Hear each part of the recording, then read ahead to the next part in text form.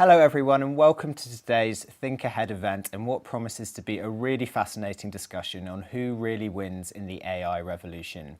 Think Ahead is a London Business School event series in which London Business School's leading faculty and other global experts explore today's big business issues, giving you future focus and actionable insights. My name is Tim Smith. I'm a freelance journalist specialising in AI and deep tech. Until recently, I was news editor and senior reporter at the Financial Times back Sifted, covering European tech and startups, and before that worked at the BBC, making news and current affairs programmes, and I'll be moderating the panel today.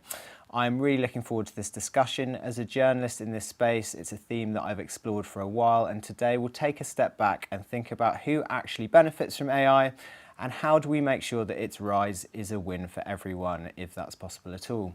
We've got an incredible panel lined up for you today. Nicos Savva, Professor of Management Science and Operations at London Business School, Gabriel Straub, Chief Data Officer at Ocado Technology, and Vinous Ali, Deputy Executive Director at Startup Coalition. They're going to bring a wealth of experience and insight to this discussion, and I'm genuinely excited to pick their brains.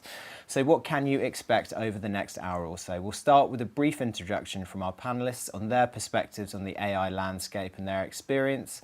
Then we'll dive into the heart of the matter. Who are the winners and losers, and what does that look like in practice? But to kick things off, we want to hear from you. So before we get to the introductions, we have a quick poll question for you, which should be coming up on your screens. And the question is, who is best positioned to capitalise on AI's economic potential? Is it large corporations? Is it startups and innovators, governments and policymakers, or general public and the workforce? So we'll give you a few moments to have a think about that and submit your responses. But first, I'm going to hand over the panel to introduce themselves. Nikos, could you start by telling us a little bit yourself and your area of expertise? Yeah, thank you, Tim. My name is Nicos Sava. I'm a professor with the London Business School. I've been with LBS for 17 years, so I'm part of the furniture at LBS. And I've been working on data science and even AI before it was a cool topic. And now it's so cool that I'm in panels where I discuss its implications with distinguished people such as my co-panelists and you, Tim. So suddenly in hot demand. Absolutely. Yeah. I'm enjoying it, as you can tell. Yes, your time has come. Exactly. Venus, what about you? Tell us about Startup Coalition, your experience before that, and how AI comes into your work life. Yeah, so Vinous Ali, Deputy Exec Director at the Startup Coalition. We are the policy voice for startups and scale-ups in the UK. Once upon a time, we were called Codec. We've been around for over a decade now, and it was time to refresh the branding and basically tell people what we do on a tin quite clearly. So I have been in the tech policy space for over a decade now and have seen sort of different trends come and go. AI is obviously the latest iteration of that. As Nikos said, it means that, you know, we do get to do a lot of these panels at the moment. Prior to joining Startup Coalition, I was at a policy and research agency called Public First, where actually we did a lot of opinion research, both quant and qual, on public attitudes and perceptions on artificial intelligence and technology more generally. And I started life off in politics for my sins, but thankfully have moved outside of that today. Okay, very good. Gabriel, finally you. Yeah, hi, I'm Gabriel. I'm the Chief Data Officer at Okado. For those of you who don't know Okado, we started off as an online-only grocery business about 25 years ago, and since then have moved into developing and providing hardware and software solutions for other grocery retailers around the world. I've been in the AI space and data space probably for about 15 years, something like that, after doing my MBA at London Business School. I now on the side also get the pleasure of lecturing at London Business School, and until recently also had a role with the government around advising them on geospatial data as part of the Department of Science, Innovation and Technology. And really excited about the discussion today. Yeah, so we've got a great mix of sort of private, public sector and academic experience to draw on here, which gives us a really broad breadth, which is great. So we have also got our poll responses back. So let's have a quick look. Who is best positioned? Quite surprised, actually. Startups and innovators, quite a clear lead at 56%. Was it you voting, Vinous? I hope we've got a lot of our network in the room. Maybe it's that, yeah. Large corporations, I was expecting that to come out on top. It's quite sad, general public and the workforce, or sort of average Joe, 5%. No one's particularly optimistic about that. And everyone is very pessimistic about government and policymakers' abilities to draw on AI. Perhaps we'll get into some of that as well about, okay, a little bit of a bump for the general public there.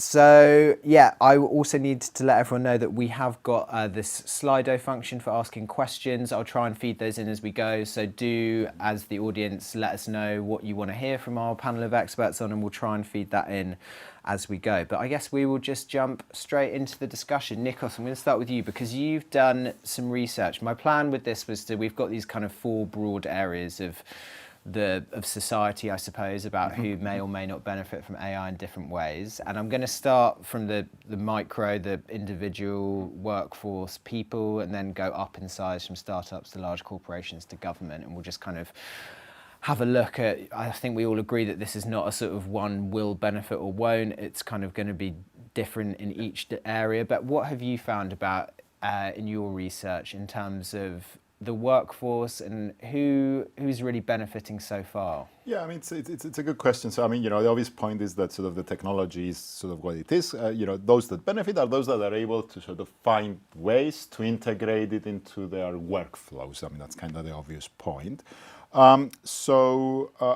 There's a wealth of research that's been done by London Business School and other sort of institutions across the world, and the findings are, by and large, they're very interesting. So the first studies were showing that sort of, you know, whoever sort of started using AI, they were seeing sort of benefits in terms of productivity gains, improvements in quality, even sort of, you know, workers were more satisfied with their work and so forth. And early sort of research started looking at things like call center employees, sort of managers writing memos and so forth. And the main finding was that the people that were least experienced, the novices, they were benefiting more compared to the experienced co-workers. And the reason was that the experienced people were really quite good at their jobs, so there wasn't much room for using the technology to improve. So people started talking about, oh, you know, AI, the great leveler, where sort of, you know, everybody's going to become sort of, you know, an expert in their job. And then came some more interesting work in the last sort of few months that started looking at jobs that are kind of more complex in nature. So they started looking at R&D labs and sort of discovery of new materials. Or they were looking at entrepreneurs in Kenya that sort of were making decisions to improve the profitability of their businesses. And there the results completely reversed. The benefit accrued almost exclusively to the most experienced people.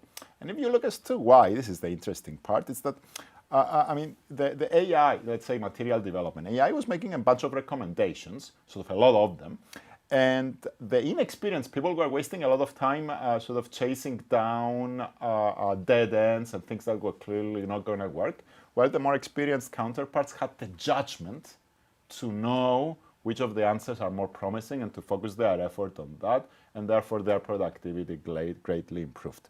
So there's something to be said about sort of who benefits. There's something to be said about sort of the value of experience. So relatively mundane, sort of, easy to codify type of work, like, call center, AI is a replacement for experience in areas where there's judgment involved, and this judgment develops over sort of, years of experience. AI seems to be a complement for experience, and the most experienced people benefit the most. I just find this nuance in the sort of impact of AI interesting.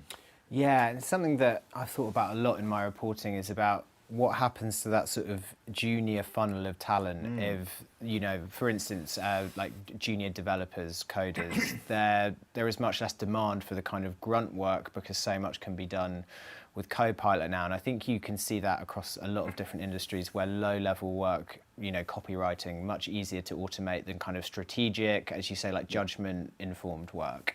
Gabriel, I guess I'll come to you, like, as you're an operator at a business. How are you seeing just your colleagues? Like, who are the ones who seem to be doing best out of it? How is it affecting the kind of the flow of people, junior talent, that sort of thing? Yeah, so I think it's from the research that I've seen, right? Copywriters is one of the areas, and freelance copywriters in particular, where there has been actual impact on the market. Yeah. I think there's a lot of discussion around developers and lawyers, but I don't think that has really fallen out in the statistics yet. And it's definitely the case for us. We often see that actually the benefit of junior developers is sometimes that they haven't learned yet what doesn't work. And I think that's the downside of experience, right? Like, actually the right thing to do if you want to be an entrepreneur is to never start a business, right? Like, that's what statistics tell you. But you need enough people who don't know this to start a business in a space that might be a bad place to be in, so that some of those succeed. And so I think kind of it's a bit more nuanced than that. I think the other thing that will change quite a lot is at the moment people are using those tools to work within the processes that are not optimized for those tools. And therefore experience plays into this differently, right? But you can already, I notice this when I interact with my son, and kind of, he's growing up in a very different world than I've grown up in, right? So I grew up in a world where if I didn't know something, I would go to Google and I would do a kind of keyword optimization search. He's getting used to a world where he just talks to a computer and he doesn't know the limitations of those computers. And I think therefore the way that their experience will grow is going to be very different, because I think kind of knowledge will become maybe less important. Knowing when to trust what knowledge will maybe become more important. But that ability to kind of learn quickly, adapt, be creative, find new ways, I think will remain. And I think that's going to be more interesting to see how over the longer term, as those tools become more embedded, how those studies would change again. I would expect that they don't stay the same because the system around us changes quicker. And maybe experience actually becomes hindrance, or maybe it becomes really strong because some of those patterns stay the same. Yeah, it's interesting. You both kind of touch on this sort of the potential for misdirection from AI, maybe leading you down the wrong path, or this whole new kind of digital media literacy that kids are just learning on the fly, I guess, about when to trust information and when not to. It's a minefield. I wanted to ask you, Venus. I think, there's not just the trust, there's also different paradigms in how you interact with something, right? Sure. Do you just type a single keyword into a search engine, or do you type a whole, I would like something that yada, yada, yada, yada, yada, right? That's a very different way to interact with the system. Much more bespoke as well. Much more bespoke, much more personalized, much more context in one thing, rather than the next keyword that a lot of us grew up with. Yeah, and I think it opens up this whole debate about how we interact with technology. I saw some research that came out today actually about Gen Z. 3 in 4 of them think AI can replace human relationships, and there are these quite sort of alarming, I would say, kind of AI. They tend to be girlfriends, unsurprisingly, but these sort of tools that you can use an image generator, and then a language model to sort of create your sort of perfect girlfriend. And I think it's probably not one for us to dive deep into today, but it has alarming implications for what that means for how relationships play out in the real world, I think. But Venus, I wanted to ask you, in the sort of research that you did, the quant and qual public opinion about AI, I know it was a while ago, but what would you say people's concerns were? Like, how informed were people about the risks in your view? So I think what was really interesting about that research, which only, the full report was only published a week ago, and is really some really interesting findings in there. But I think actually broadly the population is quite optimistic about what artificial intelligence can achieve, particularly in certain domains. So for example, in the health sector and how it can augment and offer, better services. I think, at the moment, trust in government, trust in public services, or just the people's experience of public services is so bad that they're willing to sort of, take a bet and try things. I think what's difficult is trying to understand, how do we not screw it up? Because I think that can set us back. I think, we've all talked about previously how there are, many positives with the sort of AI revolution. That's, we're only at the very start of it, and many drawbacks. And I think what we've seen with previous revolutions is that when something goes wrong, it puts people, it gets people's back up. It means that they don't engage with it, etc. So I do think we need to tread really mindfully as we sort of, go down this new path for us. But I think the opportunities in the public's minds actually outweigh the risks. And we just have to hold on to that trust and make sure that the way we sort of start integrating it into our daily lives doesn't sort of erode that trust in the process. Yeah, not abuse that trust, the decision makers, I suppose. I wanted to ask you as well, Vinous, in terms of, the work that the startups that you engage with, what advice would you give to, let's say, like someone who's entering the workforce? They're probably, quite, as Gabriel touched on, they probably have grown up or like have been using AI every day. They're probably a lot more media literate than anyone our age in terms of how to employ this kind of stuff, particularly on maybe, let's say, TikTok. Like, they have skills that we wouldn't have, like, as, slightly more seasoned people in the office. So what would be your advice if, like, a young person wanting to join a startup? Like, how would you see it's different today maybe to how it has been because of AI? So I think we can talk about sort of the shape of the economy in the future being very different to now, because startups like, say, Lovable, for example, are essentially changing the very nature of what it means to be a company. So I guess we should just explain Lovable is a generative AI-powered coding tool that allows you to, if you don't have to be a coder, you just say, I would like to make a tool that allows people to book my restaurant, and then you don't have to use like OpenTable or something. So yeah, automatic coding. Yeah, and I think, it could go really well where we actually see the future. I mean, we're seeing huge changes in the future of work anyway. We're seeing much more people have multiple careers over their work life. We're seeing people change and pivot quite rapidly. We're seeing a rise in people who are freelancing or working in the gig and sharing economy. I think, AI has the potential to shift that again, so that actually you see many more entrepreneurs, you see many more smaller businesses that are actually, at high valuation or turning over quite large revenues. And so I think the opportunity is there, but really the challenge remains in this country is that we don't have that entrepreneurial spirit. Can AI unlock that? Because suddenly it lowers barriers to entry. It gives people the tools that previously they didn't have. That's a provocation, and we can sort of agree or disagree with it. But the potential is on the table. I think, for someone who is interested in working for a startup or something, thinking of something themselves, the barrier is far more, I would say, culture rather than the tools that are available in the market today to support them in that journey. I think I'm hopeful though that also AI will make it easier to understand what does it take to open a business, right? Like at the moment you have to go through lots of different regulation, find all the bits and pieces, right? Like having a single place that allows you to get all that stuff up, help you write half of the application that you need here and there. It's not going to solve all of it, but it might take away some of that transaction cost that you have up front. I agree, you still need the will and the kind of the risk appetite. And these are the things that AI is not going to change. Yeah. So to the extent that the impediment was not really the technology or the sort of access to information, but sort of willingness to take risk. But the risk is maybe less. No, because if you have to hire fewer people, you don't need that much. You can do bootstrapping a bit more yourself. You don't need a VC necessarily because you can legal fees. Fewer legal fees. Yeah, some of the transaction costs go down. What are you seeing in Maybe, terms of your maybe. students, Nikos? Because I suppose, LBS, grad Yeah. students, they're exactly the kinds of people that would be making that choice. Am I going to join a large consultancy or a law firm, or am I going to go and do something a bit more entrepreneurial and potentially more transformative, but higher risk? It's certainly changing fast. So when I started LBS, maybe a third of our students would go to consulting, a third to banking, and a third to the blue chips of the world. Now, banking and consulting are still pretty big employers, but the tech industry, not startups though. So these are the Googles, the Amazons, the the Metas of the world. They are absorbing a larger part of the graduates of the London Business School, and these careers are becoming exciting. Like people want them because they want the front seat to observe the developments of how the technology is evolving, how it's adopted, and how it's changing the world around them.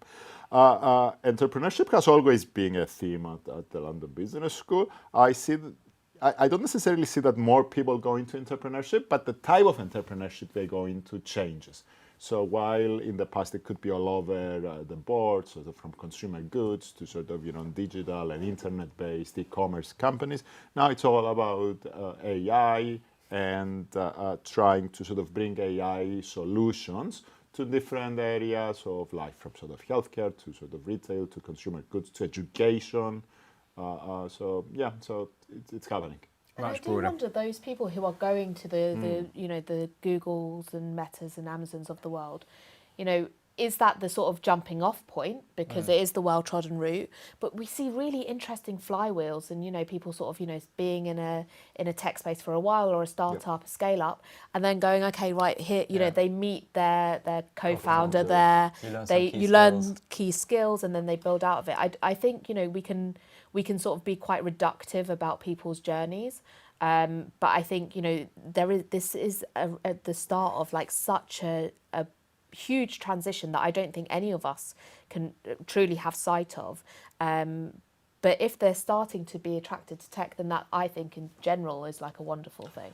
Yeah. And I was looking at some statistics that suggest that the people that start startups now are not in their early 20s, or many are, but I mean it's increasingly the case that people at a later stage in life where they've worked a little bit, they've gained the skills, and the tech jobs serve to also demystify the process of creating and commercializing a startup. And they're starting these companies at a later stage in life, and typically the older the co-founder is, the more likely the startup is to be successful. Yeah. So there's hope for us. One day. If this panel, at the end of this panel, let's talk. Yeah, no, I'm going to move on because we are, it's a tight schedule. So I'm going to move on to startups and so I'm just checking if we've got any questions from the audience here that are great for this part. I'm going to ask this one. How can we build excitement around AI and the art of the possible for societal benefits by educating, training, and supporting the broader public at scale? I think it comes back to what you were talking about, Vinous, about excitement around AI, but how can we kind of maximize, what are the ways that we should be, I guess, upskilling across the board, maybe not just, the tech-facing workforce, I really think this is the whole game. Yeah. I think actually government and public services have the potential to be faster adopters than others in this space. Partly because actually you have with public services a workforce that is used to being trained and being upskilled. Actually, training in the private sector has really fallen away. I think we have seen over the last decade the percentage of people who have received in-work training just continually decline. That has broadly stayed flat across the public sector, and they're just used to it. So I think if public servants on the front line or in back office can start adopting these technologies, not only does it deliver some quick wins for government and for the public in terms of the delivery of public services and efficiencies there, but it also, these are individuals who will go back to family and friends and be able to talk up the benefits of AI and encourage others to start experimenting with it. So I think we in our sector, we see the hype of AI day in, day out, but actually that hasn't trickled through.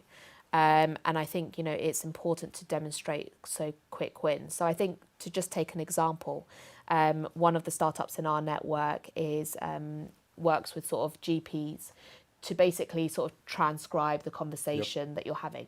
And suddenly what that means is a GP who has 10 minutes to see you for an appointment can actually maintain eye contact with you throughout the conversation, rather than typing notes that perhaps they don't fully capture the conversation, or don't fully capture the problem, which leads to a misdiagnosis or whatever it might be. But if actually people can see that interaction with AI and see the benefit of it, it's a simple thing, but it again builds confidence, builds trust, builds that excitement. So I don't think we need to boil the ocean, but starting small and getting some quick wins, I think, is going to be critical. And it's not just a demand thing. Like, the question is asking what can we do to sort of maximize sort of people's sort of excitement with the technology in order to train. I think it's also a supply question. Like, do we offer within sort of the existing sort of school curriculum, within sort of a university, within the university, do we offer enough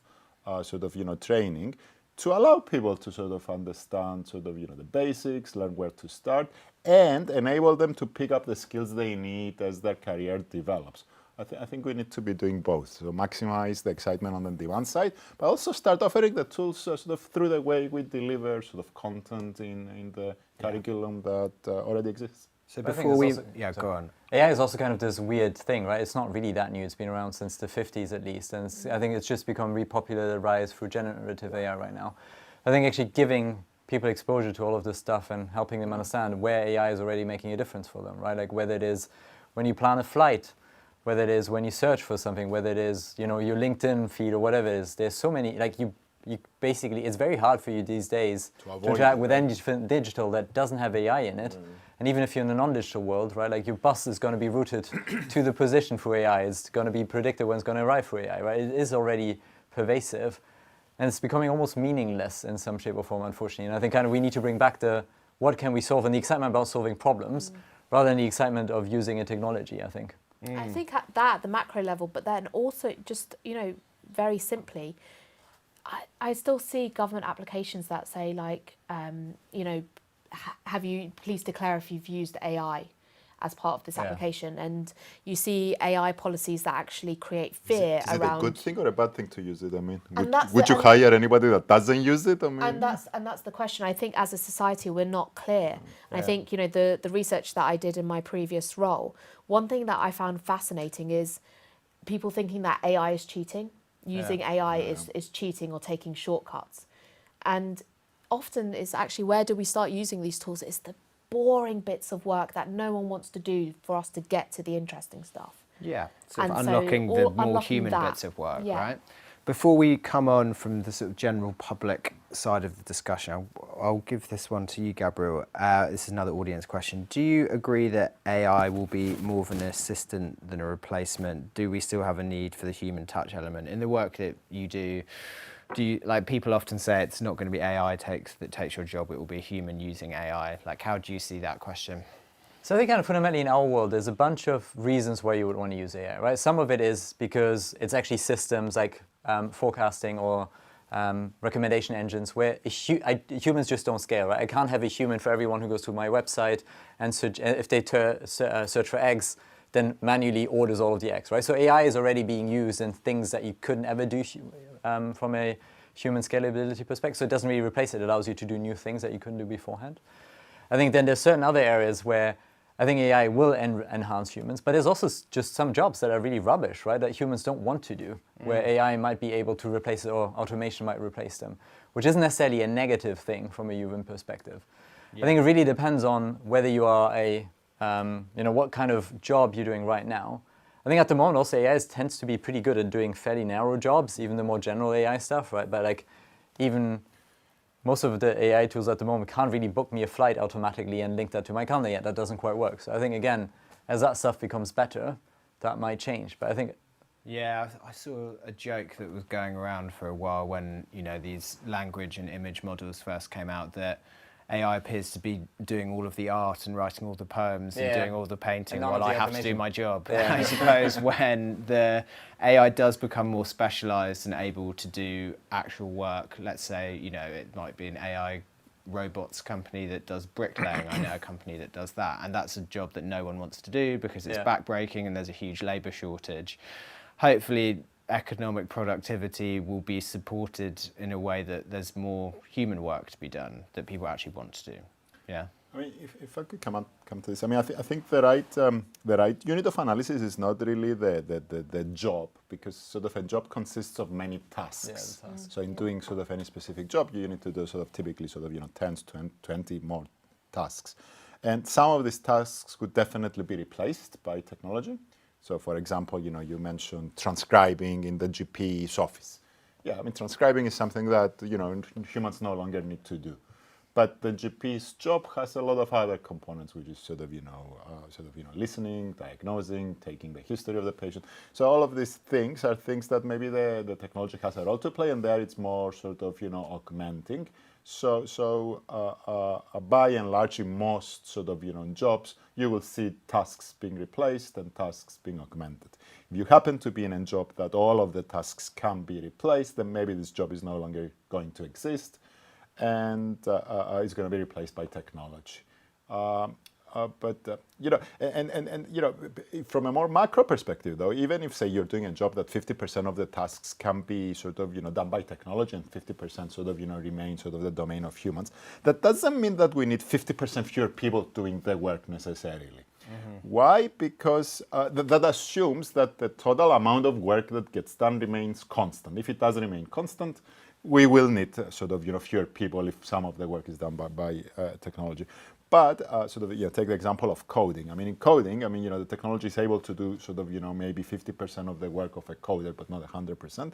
That's not to say we're going to need 50% fewer coders. Why? Because it's more likely that we'll end up writing twice as much code with the coders that we have, because a lot of sort of coding that was not economical to write right now, the moment you have the technology sort of doing the work, the costs go down, so a lot more of it gets produced. So actually the work of coders might go up, even though half of their work is done by humans. It's like by the machines. So it's a complex relationship. Yeah, for sure. Well, it takes us quite neatly on to the next part of our discussion where we're going to talk about sort of startups and innovators. So I'm going to start with you, Vinous. And this was a sort of trend that I noticed covering AI. As ChatGPT came out, and there was this kind of huge investor froth around seeing that, this was a generational technology. Some people were comparing it to the internet, the printing press, and, yet to be seen, I suppose, but it's definitely powerful technology. And suddenly everyone became an AI startup. Maybe they were just sort of a wrapper, like a simple product on top of ChatGPT, but, there was a huge amount of like a bubble growing around that. Then I started to speak to people who'd been in AI for a long time. An example was someone who used more like classical regression models to do quality control on production lines, so kind of spotting patterns and less sort of like more predictable AI, as it were. And they were saying actually we're taking AI out of all of our marketing because it's kind of got this sort of like fluff around it that means like people can't separate the wheat from the chaff, and they were like, just focus on the problem you're solving, and then later on you can explain how you do it. What are you seeing in terms of how much everyone is using AI, where it's proving helpful, where it's proving like... Another example I had at my old job was the head of product to try to make this AI product, spent all his time on it, and it didn't work. It was just, where's it proving helpful? I think we're in a really interesting phase of experimentation, and I think we are not so. Firstly, AI hasn't really diffused down and across the board yet. Those who are using it, possibly even us around the table, haven't really integrated it fully into all of our workflows. We're starting to pick and choose where we might use it. We're trying to experiment. Is it helpful here? No, actually, it's by the time I've got around to sort of like thinking that I need to do it, it hasn't yet become a reflex. both at an individual level but also at a firm level. And so I think it's too early to tell exactly how it's going to be beneficial and to who. I think that will differ across the board as well. From sort of the startup investor perspective, I think, 100%. There is a lot of hype around it, and it is sort of trying to, distinguish between like what is the product that you're building, what problem is it solving for, and actually is there a market out there for it. We were experimenting with we were experimenting with Grok just before we went live, and I do wonder how is this useful? Who is going to actually use this? Who's going to pay for it? Right? Who's going to pay for it? Who's going to pay for it? And where are these companies also going to make a profit? Like ultimately. And so I think, at the moment it's really exciting, if people are willing to throw their money at it, by all means. But it's at the early stages, it's at the fun stages. I think it's a long way before we sort of see real utility right across the board. And I think, that changes, and it'll be interesting to see whether a lot of people can make use of that, or we see a rationalisation of the environment where a few key players emerge and everyone else fades away. And I think, issues around bundling could have a large part to play in that. I think for me, it's really that generative AI versus AI. Kind of, I've spoken to quite a few retailers who are fairly, technologically advanced. Now, general view is we shipping physical products, probably about 95% of our AI stack will remain classical machine learning. Yeah. And maybe 5%, and no one has quite figured it out, will be in the generative AI space. But the stuff that is classical machine learning is driving significant profitability, customer experience, and all that stuff, right? We shouldn't discount the boring old machine learning that's been around for 70 years. It's the bit that you interact with. It's the stuff that already makes a massive difference in your life. Can you build a chatbot off the back of it? Well, you can, but where's the value, right? I think kind of we focus. And who does it accrue to? Who does the value accrue to? Is there a real problem there? Do you understand your value chain? Do you understand the P&L? Do you understand what's distinctive around your organization that only you can solve in a unique way? I think kind of it comes back to, in my view, almost the benefit of some of this stuff is it forces us to be really good at strategy again, to do back the classical stuff around like, okay, what can I do uniquely now that this AI stuff is a commodity that is accessible to everyone at zero marginal cost? I think actually, in my view, there's a benefit that comes out of it again. But I do want us to remember that AI has been around for a bit longer than 2017 or 2022, depending on where you count the generative AI stuff. Impactful for a long time. Yeah. If I can make two very quick comments. You were asking, can machine learning build a chatbot? And the answer is obviously no. But the opposite is true. So you can have generative AI that can train classical machine learning. This is part of what I teach at the London Business School. I used to teach machine learning, and sort of, to do this in a decent way, you needed to know how to do coding, and you needed to sort of, do the full sort of, tech stack of data, sort of, training, post-training testing, and so forth. This was very manual. Now with generative AI, you can do some of the classical machine learning. But it doesn't always work well, right? And you still need a certain amount of. We've been testing quite a few of those co-pilots. So you need to take my courses. Sure. Or you need to experience still around like knowing is this problem worth solving? Does the data actually is the model that the thing is currently suggesting in line with the distribution of the data? I think there's still a little bit of that art that comes out of computer programming. That is really helpful. So there's still a role to play. The other thing you said, Gabriel, I thought was interesting. You said, strategy really matters, right? And we need to become really good at strategy. And I do agree strategy matters, but I'm also wondering, maybe generative AI can do strategy better than some of us. I think it can. It's food for thought. It can be part of it. I personally use Gemini, and I use it every day.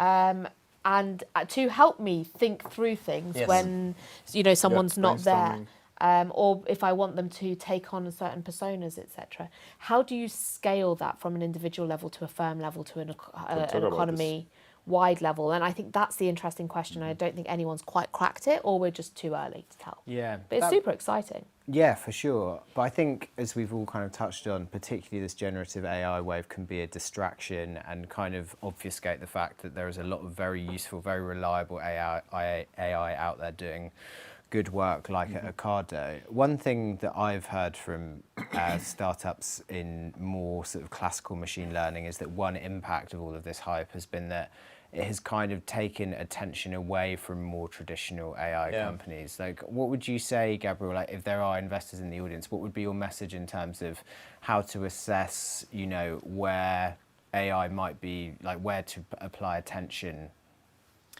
I think kind of it comes down, in my view, around like, do those people running those companies really understand the problem space very well? And generally AI, you know, you need to have a certain amount of data in order to train something. You need a competitive mode in some shape or form. I think you made the comment earlier, right? Like, is a startup just a wrapper around a model that will change, that therefore is hard to protect the value that you accrue? Or is it something that's quite a unique opinion, it's a unique insight, it's a unique something else that they bring to the table? And in my view, that hasn't really changed over the last couple of years around like how you would assess a good startup, right? It's like a competent team that has a view on the market that is a bit unique and brings to that a different perspective, I think is still true.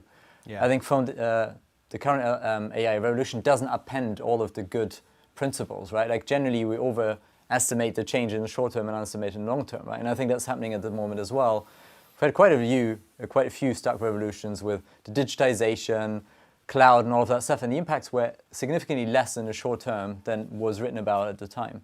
And I think at the moment we're again kind of maybe getting too much carried away with the technology, not focusing enough around like actually what is the value here? What couldn't we do beforehand? It's quite unique. There's definitely, you know, as you say, there's stuff that we couldn't do beforehand.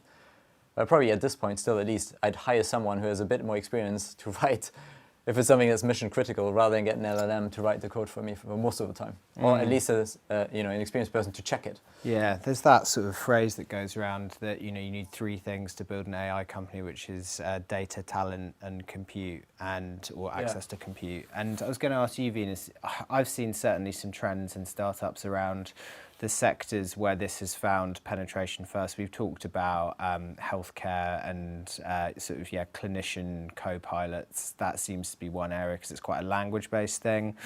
Another one being the legal profession. You've seen a lot of startups and also quite a lot of acquisitions, like companies like Thomson Reuters with big sort of like pots of data around legal consultancy to kind of draw on. What would you say, like, where does opportunity lie first for, you know, those kind of three things that make it a good bet for an AI company? Yeah, so I mean, if you take those three strands and where the UK, I think, can succeed or really push on an open door on. So on the data piece, I mean, you know, the likes of OpenAI, etc., have like scraped the World Wide Web. Like that ship has sailed. It's done. There are huge pots of data though that are simply like haven't been accessed.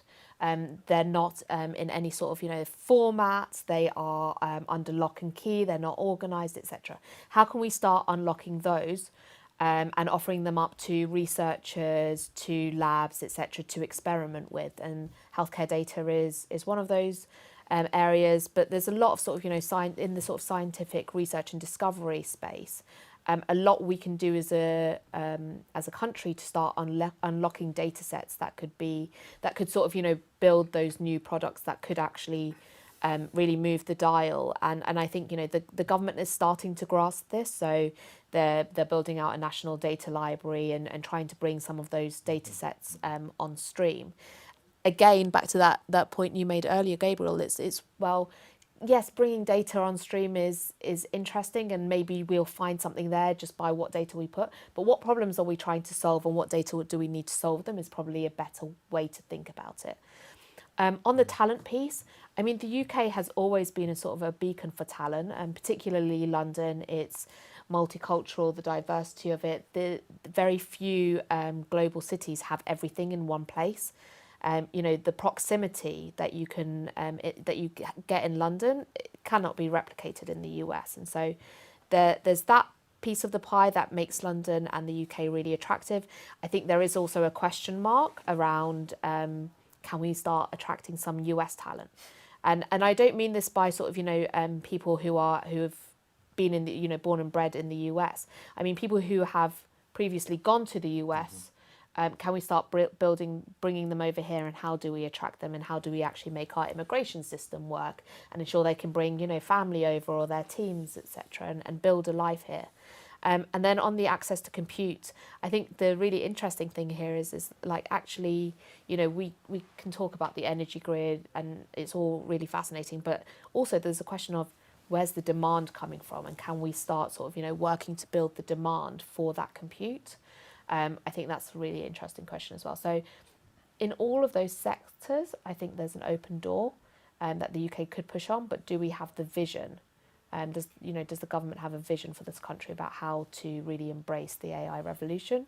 It's starting to think about that. I think there's a long way to go, though. Nikos, let's talk about that, because we touched on sort of culture in this country around entrepreneurship, and this is so relevant to startups. As someone who works at university, how would you say that we could encourage, if you look at the stats if you compare Oxford and Cambridge, how many companies they've started versus Stanford and Berkeley, it's orders of about 10 magnitude difference, 3,000 versus 300 between them in the last 10 years. What would you say as someone who works at university? Like, I suppose our elite institutions, there's an element of perfectionism about them, where failure is maybe not so celebrated as it is in the Valley. Like, what can we do to sort of, change that culture? Yeah, you're touching on some cultural issues which are certainly sort of important and probably the most difficult to change. But there's some practical levers. The first and obvious one is like, venture capital. Sort of I was looking at some statistics, and the venture capital sort of, in the UK is about 8% of what it is in the US coming out of universities for AI. So 8% in terms of the amount invested in university AI startups? Yes. Yeah. Okay. So that's to the extent we want to encourage more entrepreneurship out of university, make more money available to be invested to where the startups with the right safeguards and so forth. Second dimension, I think, is very practical, is technology transfer. So US universities are much better at transferring technology that's invented within a university lab to a startup that's been created to commercialize it with a lot fewer constraints. So that's something we're trying to do in the UK, but I think there's a lot of possibility to do it. So just to be clear to the audience, tech transfer officers are the ones who handle IP from research generated in universities, and how that then translates into often equity stakes, which are controversially high in some cases in the UK. Exactly. And the other thing that shouldn't be underestimated is the value of an ecosystem, and the network externalities that this generates. So that if you're the first startup in a certain industry, in a certain vertical coming out of a university, you're facing a lot of barriers. If you're the 20th, you're treading on a on a path that others have shown to work before. So I think these are kind of things that I think we should be focusing on, rather than culture, which is something that I think will change after we start demonstrating some successes, and it's a result rather than a lever of these practical steps. Yeah, exactly. I just want to very quickly build on that point, because I think the sort of venture going into our university based companies is really important, but fundamentally, if the university is taking like a 30% equity stake, how is that an attractive proposition for other investors? And then for the entrepreneur themselves, the founder and the founding team, well, they've diluted their own sort of proposition to almost nothing.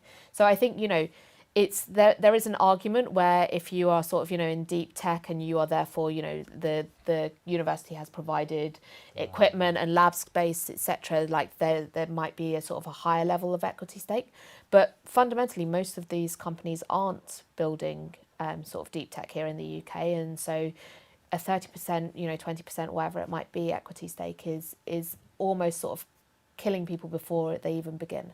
Well, that's the point that a lot of people, particularly investors around these university clusters in Europe, make, is that if you look at the companies that have come out of places like Stanford and Berkeley, take Cisco, the amount of value that comes out of that, and in terms of alums of the university who might donate back. Like, you actually create a lot more value by not sort of, reducing the size of the pie for everyone quite early. But luckily it is something that it does seem to be improving slowly. But yeah, that's a good one to keep pressure on.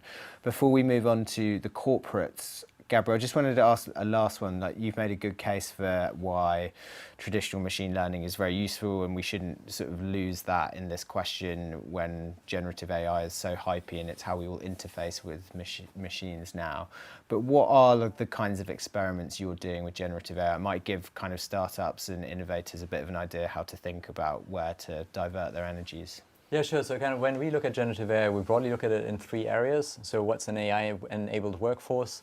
It's your co-pilots, GitHub co-pilots, your ChatGPT enterprise or whatever. That just makes everyone more productive, but not just more productive. Also, kind of, you mentioned this earlier, right? Like, people are happier, and I think it's very quickly becoming a table stake. And actually, as an organization, you need to figure out, how do I provide access to this in a safe way, because they're going to use it anyway, and then you have no IP control if it's outside of your system. So make sure you get that sorted. I think the second one is many organizations struggle with knowledge management, and I think there must be something better in that space. I don't think that's nearly as mature yet as the first phase. I haven't come across a very good product out there in the market that really solves it across all of the different sources, and that gets rid of all the other things that you need to do in order to get knowledge management to work. And then we definitely also look at stuff that is customer facing, right? So how do you create a customer experience that is less click-based and much more understands you? So we have a recipe bot that's live, for example, that's run on generative AI, but we also use it in the back end, for example, for kind of generating synonyms for search terms and something like that, where otherwise we're dependent on our retail partners, and they're sometimes not as quick around changing this. It's much easier if we can tell them already options, and we can do this across multiple languages quite easily. But again, I think it really depends, right? We're in the business of putting smaller boxes into bigger boxes into bigger boxes. We're very physical.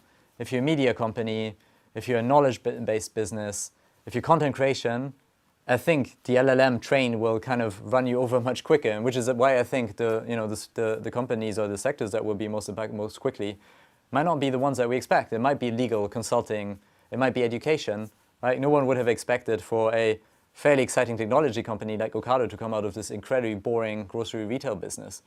But it happened to be something because of the way that technology worked at the time, and we had a need to innovate in a space because the margins are pretty low. And I think you would see something similar in the LLMs, like in the generative AI more broadly.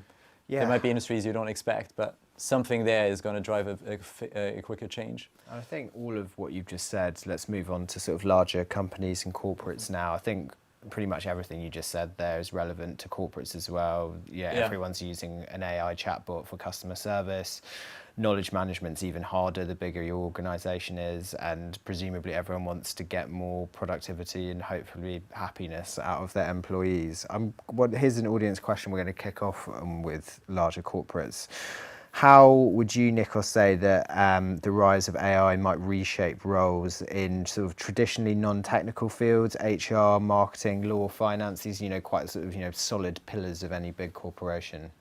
Yeah, I mean, I think dramatically, it's already happening. I think sort of let me reiterate sort of a point that Gabriel made that I think it's important. It's these two modes. It's the horizontal sort of versus the vertical adoption of technologies like generative AI. Horizontal is like basically enabling everybody, no matter what their job description is, to use tools like Copilot, ChatGPT, Gemini you mentioned, Vinous, like doesn't matter. So then start experimenting as to how to integrate it into their workflows. And the challenge there is to sort of give people the right technology, give them a little bit of training as to how to do this productively, but then scale what has worked at the individual work across the organization so that people don't reinvent the wheel, sort of, lessons are sort of, gathered and disseminated and productivity sort of improves. And that's kind of pretty exciting because that's kind of sort of, it's user-based innovation, sort of it's democratizing technology, and it's enabling everybody to become sort of, an architect of the future of their own work in a sense. The second way through which sort of, different functions from sort of, you name it, from HR to sort of, management to it doesn't matter really. It's the vertical integration. This is the development of bespoke tools that make use of the data that's specific to an organization and the function we're talking about, that follow the processes that are relevant for the organization. And this might not be the same as the processes that used to exist before the technology, but there might be redesigned processes that are sort of, fit for purpose now that this technology exists.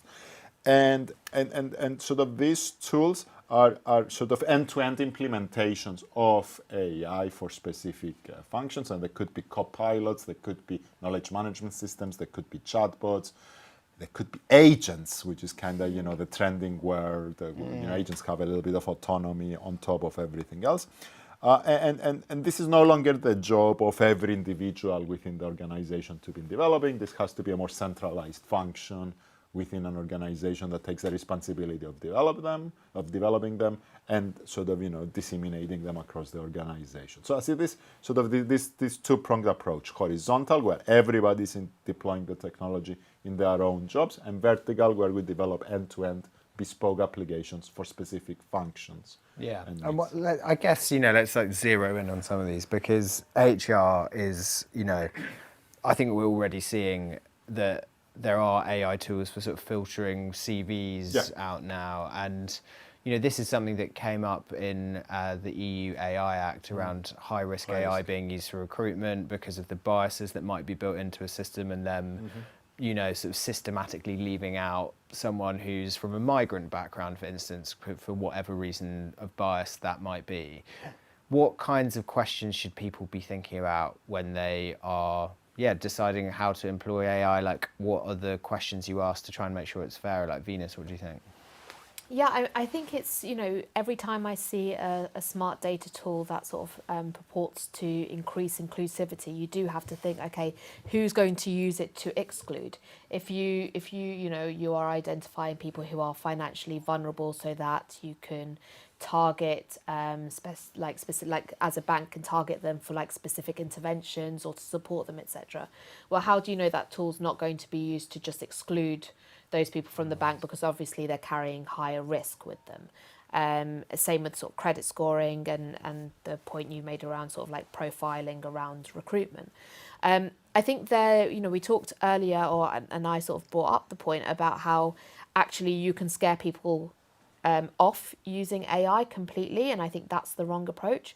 But I think it's all about also ensuring that you have the right sort of principles, and you do think about it, and you take people with you on that journey to create guidelines and guardrails for how a company uses AI, and what instances, where is the risk, what mitigations can you put in place, and are people able to adjudicate what that risk is and how to mitigate against it. I think it goes back to your point of, just because you can, an AI will give you an answer, how do you then layer on top your judgment, so that it's not the final decision maker, but it's just offering sort of suggestions or pathways that you might go down.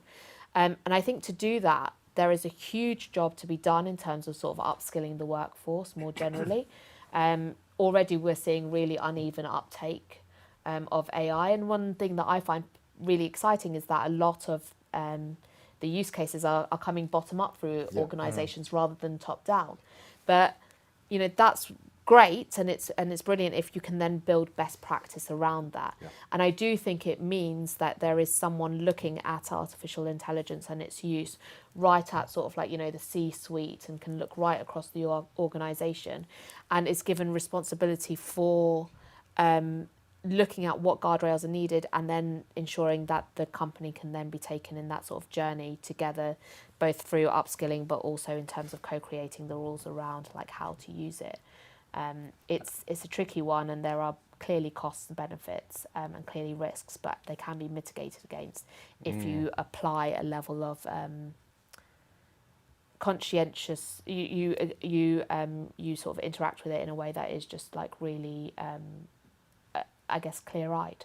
I think that kind of even in the HR context, I think we tend to focus quite heavily on the possibilities of unfair recruitment or something like that, or unfair dismissal. But actually there's a lot of HR use cases that are incredibly powerful, right? Like even if it is, I'm going to have a difficult conversation with an employee, let me practice this with an LLM, right? Even that stuff, I need a coaching, I kind of don't know how to manage, right? Like I might not be able to afford a coach, I can talk to an LLM.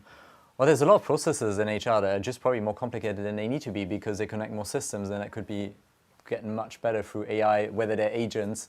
I think we did actually pretty well, a good hour without mentioning it, so should be proud of ourselves, right? Like whether they're agents or whether they're something more classical. I think kind of we need these certain use cases get so much of the limelight that sometimes they also run the risk of scaring a whole area off. And while there's still a lot of lower risk use cases that are really beneficial to the individual or an organization next door to that one. But there's an irony, isn't it? Because there's a lot of hand-wringing about how AI could be terrible for HR, but HR are sort of famously the most sort of hated people in any organisation in terms of how difficult they make your life, how no one has the career progression they want. I remember writing an article sort of titled, "Will AI replace your toxic boss?" And you know, there is an element to be said for like humans are very bad at doing this stuff. Humans have their own biases. Everyone's probably had an experiences of them or a friend at work being suppressed, you know, like I think we sometimes make the mistake of thinking AI is bad, but humans aren't. And I think you might be running a team across lots of geographies, right? Like just understanding the legal differences between what it means to hire someone in Poland versus Spain, right? Like it's difficult. And the cultural differences. And the cultural differences, right? And that ability to translate. How do you give bad feedback to somebody in different direct or geographies? indirect, Yeah. I mean, just on this, and just to say that very quickly, I mean, you know, I think you're identifying the risk in this, which is right, and sort of, you know, I think it's right that sort of the EU regulation. Yeah, we shouldn't dismiss them. Is identifying this as a high risk application, and therefore the onus are on whoever is using the technology. I mean, you can still use it, but to put in the right monitoring as devices, safeguard devices, explainability, so forth, so that if something goes wrong, you can catch it and hopefully maybe correct it, even though both catching it and correcting it are not straightforward. The other thing I wanted to say is that, you know, we don't focus enough on the value, on the benefit. So it's not a cost and benefit analysis. It's just sort of, you know, a risk and precautionary principle. So let's put in the regulation to make sure we're not sorry. Without sort of, you know, putting any emphasis on the benefit. And I can understand why sort of the EU has chosen to do that, because, you know, measuring costs is difficult enough. If you also have to measure benefits, I mean, you're increasing the complexity of any regulation. But I think there's something to be said about balancing the two. Yeah, and definitely across an enterprise, right? Like one of your biggest risks is not taking part and being left behind. And I think kind of that's definitely a risk you need to manage at least as actively, arguably much more actively, than the downside risks of you using it in the wrong way, because it will impact everyone in your organization if you are no longer competitive. And in that respect, I think the UK's approach so far has been the right one in terms of not trying to, you know, do it as a sort of like be sort of as a horizontal, but actually give it to regulators to have those conversations with those that they regulate to understand, like, okay, in our space, how do we look at this in a much more tailored way that tries to ensure that you are looking at innovation as well as sort of, you know, mitigation. Yeah, let's talk about agents then. So I guess one opportunity for a big corporate, we've kind of touched on the call center work. That seems to be one area that is being quite quickly automated. Also kind of very junior sales development roles, doing cold outreach, that kind of thing. I suppose one sort of opportunity of this for a corporate is that the money that you have can be employed in more exciting ways. Is that one way we should be thinking about it, or do we think that agents have quite limited capabilities? Like, Gabriel, I'll put that one to you. I think agents is about as well defined as AI. I guess like AI that can take actions on your behalf. So be it sending out a LinkedIn message or answering a customer on the phone. Like, I think there was some interesting research that kind of looked at the definition of agents across the big tech companies, and none of them agreed on it. Kind of that came out recently, right? And I think it actually was a Wired article, if I'm not mistaken, that kind of showed that actually there's no consistency there. And what is an agent? So I'm generally. I think there's multiple ways, right? I think if you look at the stuff like operator or computer user and stuff like that, if we would call that an agent, I'm actually not that excited about that stuff, because I think it fundamentally is a company that's creating a website that I want a user to use in a certain way. I think it kind of breaks that a little bit, right? I'm kind of guide the user directly through the checkout flow that I think is really important for that customer. And I think there will be lots of other people like this. I think if we're talking more of an agent, that kind of is now the modern way of doing business process engineering or automation. I think that's the stuff that I can get more excited about in the meantime. I think we talked about this earlier.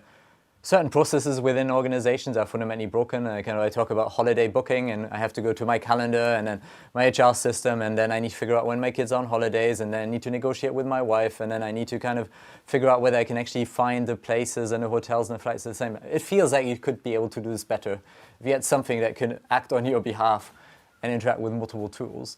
So I think kind of there's a bit of that difference around like what does agent actually mean, and therefore how excited I get about it and to what extent I think it's overblown versus something that will actually be making a big difference for us. Yeah, and just to build on that, I think like it's really interesting when you have like a number of tasks that you have to repeat for a certain output on a daily, weekly, monthly basis, and that can just be completely outsourced. But it comes back to fundamentally, you know, you are automating or, you know, saving time on tasks rather than the full role.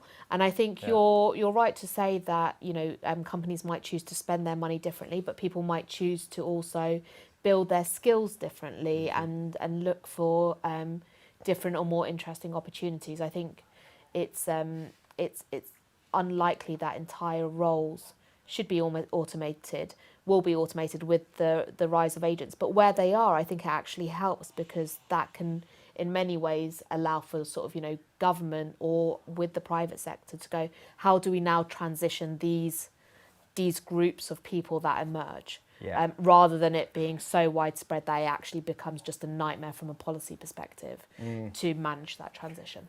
Yeah, we've got just under 10 minutes left, so we're going to just move on to the biggest sort of, you know, wider governmental area of this. We've got an audience question. Used to work in politics, Vinous, I'll put this one to you first.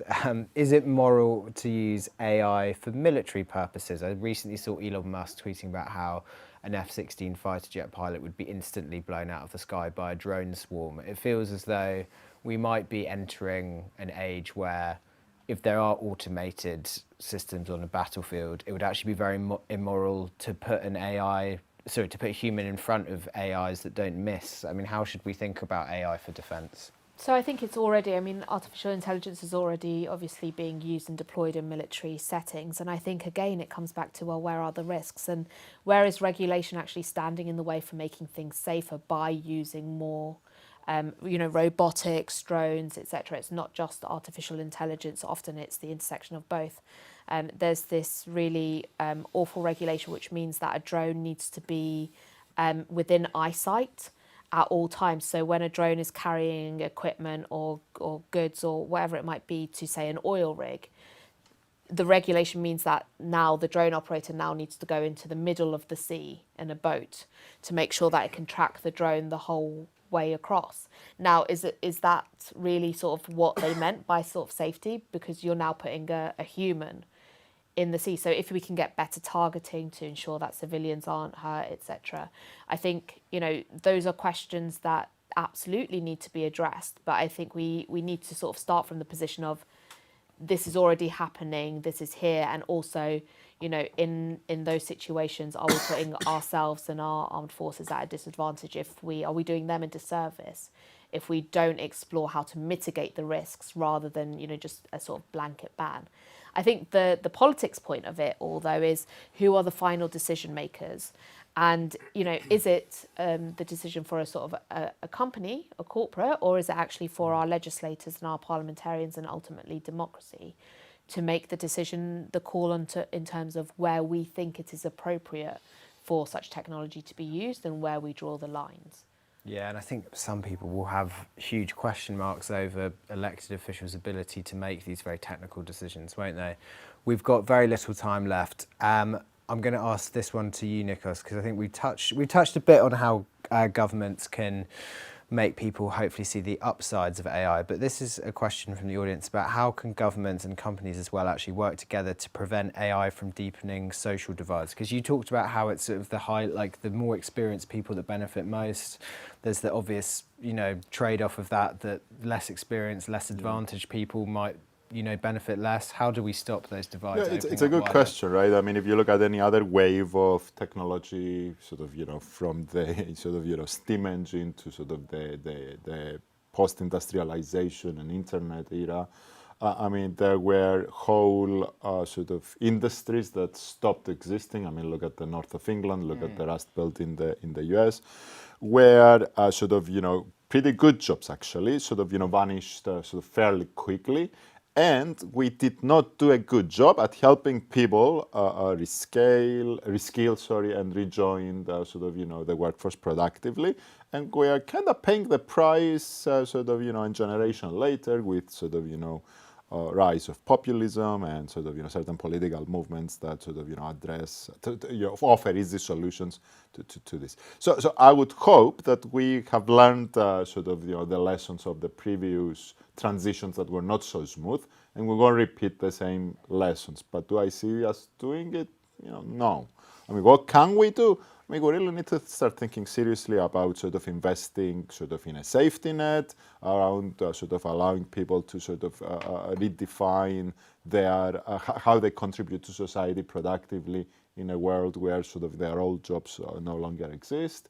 Sort of, training is a big part of it. But also, measures like, universal basic income might be something that we should look at more carefully, on other forms of intervention. But I don't know how the question was framed from a sort of optimistic or pessimistic perspective, but I would share the concern that we're not doing enough. Okay, well, I think we're running out of time quick, so I'm going to try to end on a more positive note. So I'm going to ask each of you to tell me and the audience, what is the one thing about AI that excites you the most as we look ahead? So start with you, Gabriel, at the end of the line. I'm incredibly excited about the impact it can have on learning and education. Right? Like, imagine a world that gets created for the interests of your children or for yourself as well, where if your kid is interested in dinosaurs, that kind of gets generated as a video in front of them. They can learn about the fauna, the flora, whatever the bits. They can really shape their own path in any language, any modality that they like. And I think kind of that's incredible if you can experience that. Yeah, great. I would say for me, one of the most exciting things is the ability to actually have AI bring down barriers between humans. So if, for example, language sort of falls away as a barrier because we can interact much more easily using, not the sort of early translators and interpreters, then that's fantastic. Can it bring sort of marginalised groups in because it becomes much more intuitive how to use technology and lowers barriers to innovation and entrepreneurialism? I think there's a huge opportunity there to actually bring down barriers between people, but also, help people sort of capture the ambitions that they have within themselves. I was really glad you were coming to me last because I thought I would have more time to prepare, but I mean, the previous answers were amazing. Now, let me just say that the thing I'm excited the most about is that it's sort of, customization, bringing down barriers. I agree with both. The third thing that I'm excited about is that it allows me to take out of my workflow the things that I'm not very good at and I don't enjoy doing, and focus more on the things that are sort of, more sort of aligned with what I want to be doing. Yeah, great. Okay, well, we're coming to them. I'm just going to, there's one final audience question here, a couple actually, which I'm just going to answer myself as a summary of what you guys have said. Are there job areas immune to AI? And that's one. And in a future where AI can almost do everything, what uniquely human traits should we double down on to remain irreplaceable? And I think we've all touched on, eye contact with a doctor, using your human judgment, using experience, and using, I guess, human decision-making and empathy is one thing that can't really be replaced. So hopefully... For now. Yeah. Well, as we said, maybe Gen Z would rather have a relationship with an AI than a human. So God help us all. Anyway, we are nearing the end of our time here today. So before we wrap up, let's just summarize some of the key themes and takeaways from this very insightful discussion. I think we've landed on a fairly sort of optimistic tone here. We've talked about how it's quite dangerous to conflate AI as a general term with generative AI kind of in a broad brush way. We should think about how AI can actually be extremely reliable and create a lot of value for businesses and has been doing for a very long time. I think we've talked about how in a few different ways how everyone needs to upskill, that this needs to be a dynamic process from the individual to the company up to the government level, and how we all kind of need to keep learning with this stuff, and about how there are also big ethical questions and, you know, a part for regulators to play to make sure that everyone sees the upside of this and doesn't focus too much on the risk. So that leaves me just to thank our wonderful panelists, Nicos Savva, Gabriel Straub and Vinous Ali. Thank you so much for your time today. And to the audience, please tell us what you thought of today's event by completing the short survey, which will be appearing on your screens now. London Business School is known for its insightful discussions on a range of topics and compelling issues. And if you'd like to explore these, and I recommend you do, you can use the QR codes on your screens to find, watch and listen to many other Think Ahead events and podcasts. Thank you for joining us today, and keep an eye out for details on the next event coming soon.